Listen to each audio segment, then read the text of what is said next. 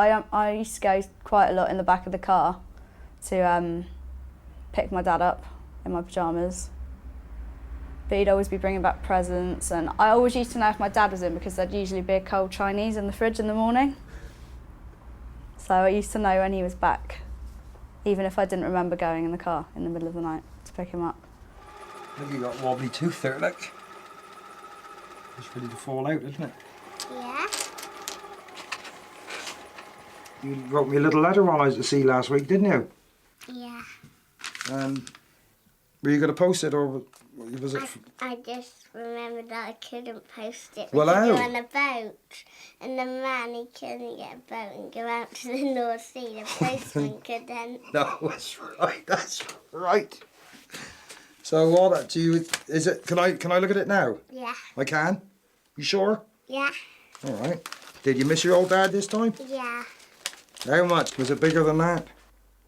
Or was it? Oh, that big! Oh! Big as a house. Big as a house. Good Lord. That's a lot of missing, isn't it, eh? I don't see him that much now, but I'm a huge daddy's girl. He always used to be buying me presents and taking me out shopping, shoes, teddy bears, all sorts of stuff. Spoiling you? Yeah, definitely spoiled. Definitely spoiled. Spoiled in a good way. Two dads. It didn't seem to have much effect on me, my dad being away that much, because it was just a standard thing that I could always grown up with my dad being at sea, and I had lots of people around me, so it was just normal to me, really. But you'd have missed being with them, because when you walk out that door and you look at her, turn around again, and she's there, and I stood up looking. When am I going to see my dad again? God knows. And sometimes, if ever. So, and sometimes I think, God, I got a good mind to turn around and go back in. And I felt that nearly every time I went out of that door. You know, and I always, you know, God, I want to go back there and catch her hold and say, I'm not going. And that was the way it was, you know. And I think that's the way with most of the chaps, you know, at sea. Especially with the young children, you know.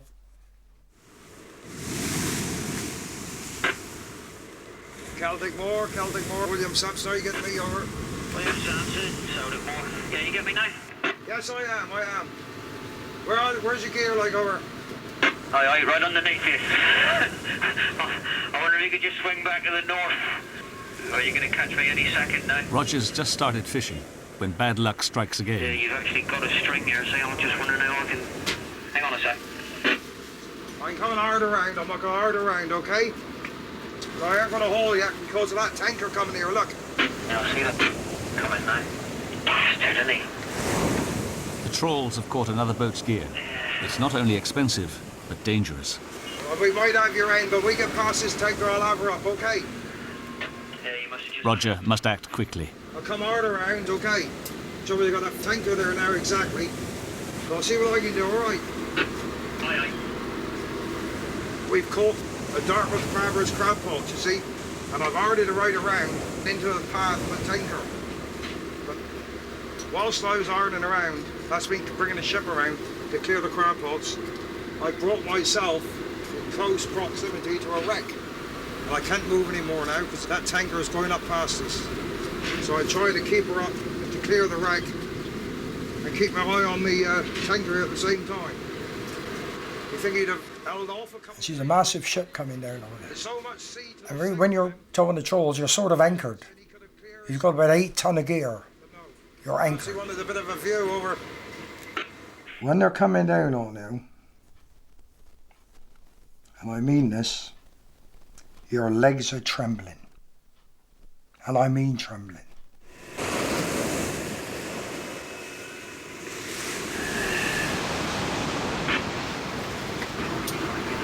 Well, right at this moment, I got things under control here. But in the dark, that's the time you've got to worry about it. You see, I've just come around here now, and I'm facing him, but normally we'd have been going the other way, and he'd have been coming up astern of us. But then you're in two minds which way to turn, either to port or starboard, because by doing that, you're giving him a bigger target to hit if he's going to hit you. But you can see how close he is now. He's a matter of a few hundred yards. And you can imagine looking at the bow there now. You see the bow, imagine the bow hitting you. Well, he could have hit us and he wouldn't even known he had touched us. Wouldn't even know. Well, you appear to be calm when you got a problem like that. The ship coming down on you, doing about 15 or 20 knots. You appear to be calm. It's no good like panicking because then everybody else panic. That's no good. But you are thinking, God, this is not so good here. This is not too good. Yeah, that's what he just parted out at the end of the gear. You get this trawl off here, Yeah. mate. Put the chains in. Is it much? It's a whole trawl, isn't it? Is it really? Well, that was a lucky.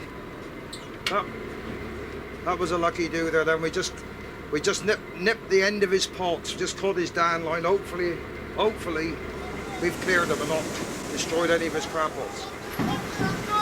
Okay, let's be good.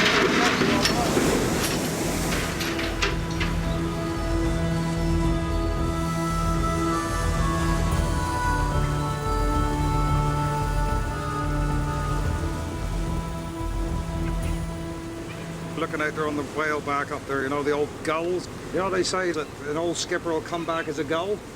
I don't know about those big black bats, they're big buggers, they are. But those old skippers must have been wicked old bastards.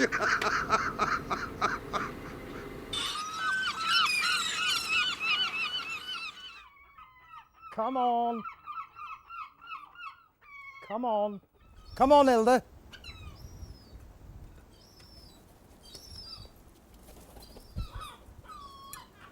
Come on. Now, come on.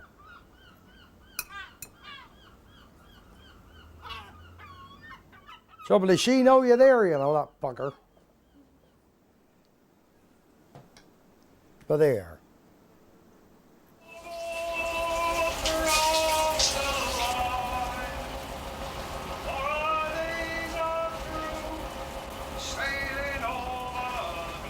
Fishermen may be the last of the hunters, but they're no longer free to shoot their nets where they please. Roger, our pal's up in there. Was there, Ziggy? Our pal and Davy up there on the bow there. Where? I was looking at on the starboard bow there. Good God. That's some fishery patrol boat. Bloody hell. Hey, look. What's this? We're all right down there, aren't we? Yeah, all right. Is it a nervous moment when you see a fisheries protection vessel? Well, that all depends where you are. That all depends where you are. Well, at times. Have you ever had problems with them? There's several. Should we just leave that for a second? Just the MAF or the government, the same difference. They'd have cut the sea up into areas, tell us where we can fish to. This is our fishing license. This allows us to fish, and that tells us like where we can fish and what you're allowed to catch and how much you're allowed to catch. The sea is divided up into different areas where you're allowed at different times of the year. But the problem is they don't paint lines on the sea, so really sometimes we might slip, you know, over into the next area. See, so I think really they all like paint a line. That would help us a hell of a lot, I tell you. Years ago, you could get away with it, but now we can't get away with anything now because we got like this here you see now. This is the electronic chart. Now we got the GPS, that's global positioning system, and it gives us a position within a few yards. So really, I can't get away with anything anymore.